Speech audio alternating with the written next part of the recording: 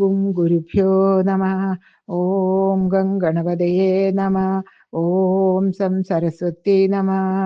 ഓംകാരപ്പൊരുളാം ജഗജ്ജനനി നിൻ പാദം സ്മരിച്ചന്നഹം ശങ്കാഹീനമുരച്ചിടാം സവിനയം സത്യം പരം ധീമഹി.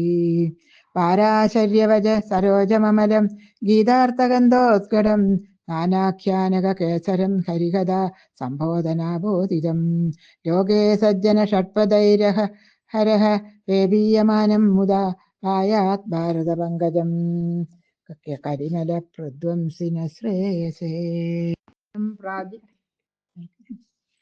പത്തുപേരുണ്ടായി മുന്നം പ്രാചീന ബർഹിസുകൾ ക്രുദ്ധനാം പ്രചേതസ്സിൻ മക്കളെന്നറിഞ്ഞാലും മേഘങ്ങൾ തമ്മിലുരുമ്മിടുമ്പോൾ ഉണ്ടായി വന്ന ശീകരാഗ്നിയിൽ വീണു വെന്തുപോയാൽ പോലവർ.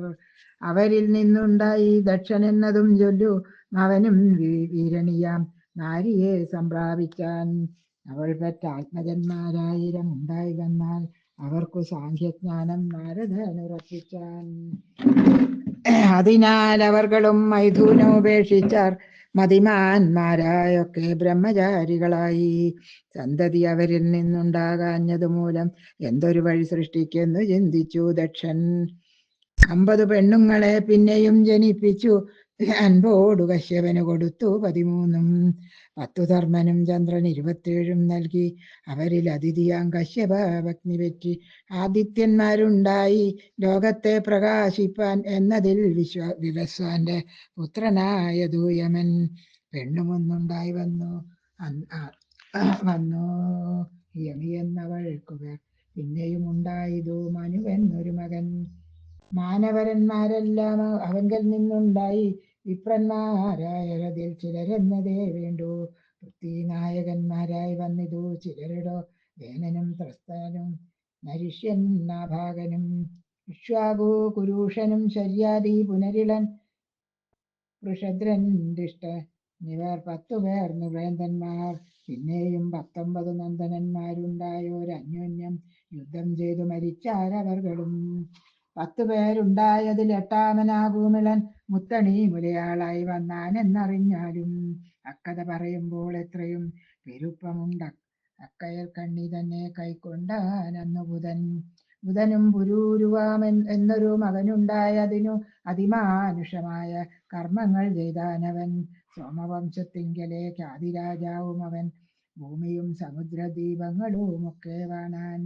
ദിവ്യരത്നങ്ങൾ ധനധാന്യങ്ങൾ എന്നതെല്ലാം ഉർവീശനാകുമൈള ആർജിച്ചാനസംഖ്യമായി. എന്നിട്ടും മതിയായില്ലെന്നവൻ അല്ലോ കേൾക്കൂ നിന്നിതു ലോകത്തിന്റെ മഹിമ നിരൂപിക്കിൽ. ബ്രഹ്മസ്വമായുള്ളതു മടക്കി തുടങ്ങിനാൻ കർമ്മദോഷങ്ങൾ എന്ന് കൽപ്പിച്ചാർ മറയോരും. അക്കാലം സനൽകുമാരൻ മുനി ശപിക്കയാൽ ഉൾക്കാമ്പിൽ മദനമാർ മൂർച്ഛിച്ചു നരപതി മണിയായോർ ഉർവശി തന്നെ കണ്ടു. തൽക്കൊങ്ക പുണരാഞ്ഞു ദുഃഖിച്ചു വിവശനായി നഷ്ടസംശനുമായി ഗന്ധർവ ലോകത്തിങ്കൽ മട്ടോലും മൊഴിയാളുമായവൻ നടകൊണ്ടാർ. മധുരാധരിയുമായി സുഖിച്ചു ദിനം തോറും മധുരപാനം ചെയ്തു മതിയും മറന്നവൻ. 65,000 താണ്ടിരുന്നിട്ടും ഏതോ മറുതി വന്നതില്ല. വർദ്ധിച്ചു മദനമാൽ രമിച്ചു വസിച്ചോളം വിരക്തി വരുമെന്ന ഒരുത്തൻ നിനക്കേണ്ട വർദ്ധിക്കും ദിനം പ്രതി. വന്നി രാജ്യസമിതാദികൾ വേണ്ടുവോളം പിന്നെയും ഹോമിച്ചോളം ജ്വലിച്ചു വരുമത്രേ. സേവിച്ചോളവും നന്നായി വർദ്ധിച്ചു വരും കാമം സേവിച്ചാൽ മതിയാമെന്നജ്ഞന്മാർ പറഞ്ഞിടും. ആവോളം അകലത്തു വെടികയൊഴിഞ്ഞതും ആവതിൽ അനുരാഗം വേർപിടേണം മെങ്കിൽ ദിവ്യമാനിനിയായോർ ഉർവശീര് രമിപ്പിച്ചിട്ടുർവീനായകനേതും വന്നതില്ലലംഭാവം. ആരവാർ മുലയാളാം ഉർവശി പറ്റിട്ടവൻ 6 പുത്രന്മാരുണ്ടായി വന്നിതെന്നറിഞ്ഞാലും. ആയുസ്സും ധീമാനനും വസുവും ഗ്രഹായുസ്സും 5-മൻ വനായുസ്സും 6-മൻ ശ്രുതായുസ്സും. ഇവരിൽ ആയുസ്സിനു 4 പുത്രന്മാരുണ്ടായി. നഹുഷൻ മുമ്പൻ വൃദ്ധ ശർമാവു 2-മവൻ. ആയുജുരായുസ്സും അനേനസ്സും എന്നവർക്കു പേർ. അവരിൽ അവനീശനായി വന്നു നഹുഷനും. അവന്റെ പരാക്രമം പറവാൻ പണിതുതം ഭൂമിയും വാനോർ നാടുമടക്കി വാണാനവൻ. ഭൂമീന്ദ്രനവൻ ഇന്ദ്രപദവും അടക്കിനാൻ.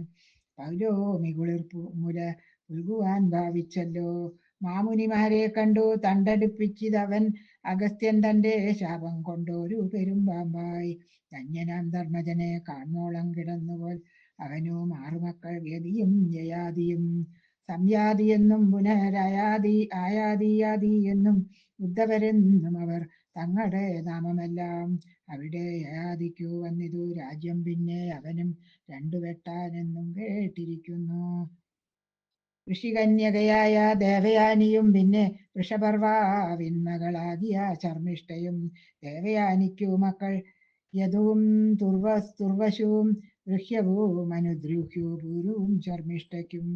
അക്കാലം യയാതിക്കു ശുക്രന്റെ ശാപം കൊണ്ടു ദുഷ്കർമ്മവശാൽ വന്നു നിറഞ്ഞു ജരാനര. കൈക്കൊണ്ടാൻ അതു പൂരു മറ്റാരും കൈക്കൊള്ളാഞ്ഞു മക്കളിൽ അനുജനാം പൂരുവിനായി രാജ്യം. മുഖ്യനായൊരു താതൻ ചൊന്നതു കേട്ട മൂലം അക്കഥയൊക്കെ ചൊൽകിൽ മറ്റൊന്നില്ല കാലം.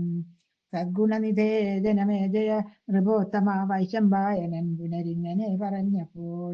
സംശയം മനക്കാമ്പിലുണ്ടായി പാരീക്ഷിതിൻ താപസ കുലവരരത്നമേ. ജയ ജയ താപങ്ങളിവ ഉണ്ടാമോ മനക്കാമ്പിൽ. ശുക്രമാമുനിയുടെ പുത്രിയാം ദേവയാനി മുഖ്യനാം യയാതിക്ക് പത്നിയായി വന്നതോർത്താൽ പുത്രിയ ഒക്കുന്നില്ലേതും